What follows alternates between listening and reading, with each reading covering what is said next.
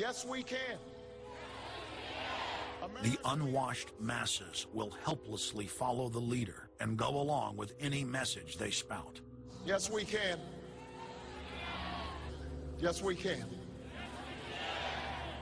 We shall overcome. Yes, we can. We will respond with that timeless creed that sums up the spirit of a people. Yes, we can. Thank you. Today, these exact techniques are being used with devastating effect against the general population. Obama is the latest version of 21st century mass mind control. The psych warfare engineers are counting on Obama to finish the plan they began decades ago. Beyond their plans to devastate the economy for global consolidation, a new international framework of draconian law is being constructed to establish a system of neo-feudalistic serfdom. Remember, it was Bill Clinton who gave us NAFTA. And it was Al Gore, the hero of the environmental movement, who was the hatchet man for the Clinton administration to cram NAFTA down the throats of a reluctant Congress. Now, this is a good deal for our country, Larry, and let me explain why. Al Gore, who carried the ball for NAFTA and GATT, is now one of the top standard bearers for the elite's agenda. I didn't interrupt you. Okay, now, guys. Then maybe it just... Is this... NAFTA. Why? Huge numbers of manufacturing jobs left Canada, came into the United States because of a 15% wage differential. We pay our workers less in Canada. Now, when you've got a 7-to-1 wage differential between the United States and Mexico, you will hear the giant sucking sound. No, there's a political lesson, there's a business lesson. Sorry. He serves as the front man for the carbon tax cap and trade scheme, which will not only increase taxes on every American, but will also transfer our national sovereignty and rights to a tyrannical world government, all in the name of saving the earth. Is the legislation that we are discussing here today, is that something that you are going to personally benefit from? If you believe that the reason I have been working on this issue for 30 years is because of greed, you don't know me. I've been willing to put my money where my mouth is. Do you think there's something wrong with being active in business in this country? I am simply asking for clarification. I'm proud of the relationship. I'm proud of it. My name's Dr. Tim Ball.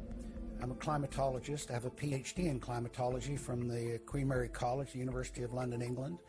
And I've been studying climate both with my 9 years in the Canadian Air Force, where it was essential to flying, and then after that at the university. So it's essentially been the whole theme of my career. Initially called climate skeptics. I said, but all scientists are skeptics. If you're not a skeptic, you're not a scientist. And then when that didn't work, then they came out with the charge that we were climate change deniers.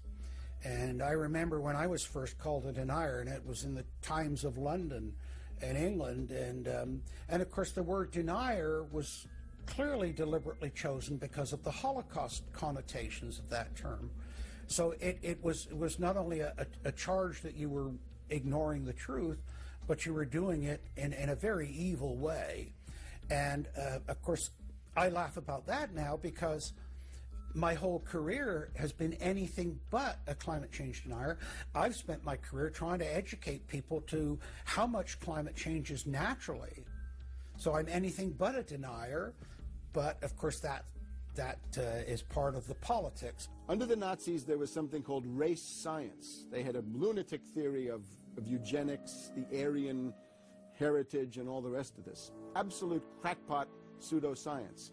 There was no empirical measure or empirical test for the validity of those theories. They simply asserted them, and if you were a professor who stood up to them, then the Gestapo would come and take you away. We are perilously close to such a situation right now. Any academic, any other figure standing up to say the global warming theory of Al Gore is a piece of crackpot nonsense is in danger. You'd be fired from a government job, and in many universities, your job would be in danger. And of course, it's also part of what's called ad hominem, that if you can't defeat the person's argument rationally, you start attacking the person. And we see that with these terms, and we see it with Al Gore calling them flat earthers. Congressman, you began by denying that there is a consensus on the science. There is a consensus on the science. Well, you mustn't have been listening to our testimony that we've had for the last few days with dozens of experts that have come in who have given completely different views. Well, I would encourage you to go back and look at the testimony this committee's heard. There are people who still believe that the moon landing was staged on a movie lot in Arizona. And neither of us are one of those, and I know you like giving those cute anecdotes. This is not a cutesy issue. We're talking about that can export millions of jobs out of our economy, out of our country. Richard Lindzen, the MIT professor of atmospheric physics, said it many years ago when he said the consensus was reached before the research had even begun. And then scientists like myself that stood up and said, hold on a minute, I got problems with this. Oh, paid by the oil companies, don't trust that guy. What the international scientific community is saying is correct. There is no legitimate basis for denying it.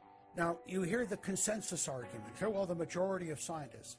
What they're always talking about is, and originally the IPCC was about 3,600 scientists, is now down to 2,500. That's the people they're talking about. But when you look at it, most of them are bureaucrats. They're not scientists at all. And very, very few of them are actual climate experts. Now, the consequences of that, and whether that's because of man-made CO2, I think are debatable. If CO2 is not causing the climate change, what is? What are the major driving factors? And so they're essentially the ones that are left out by the Intergovernmental Panel on Climate Change.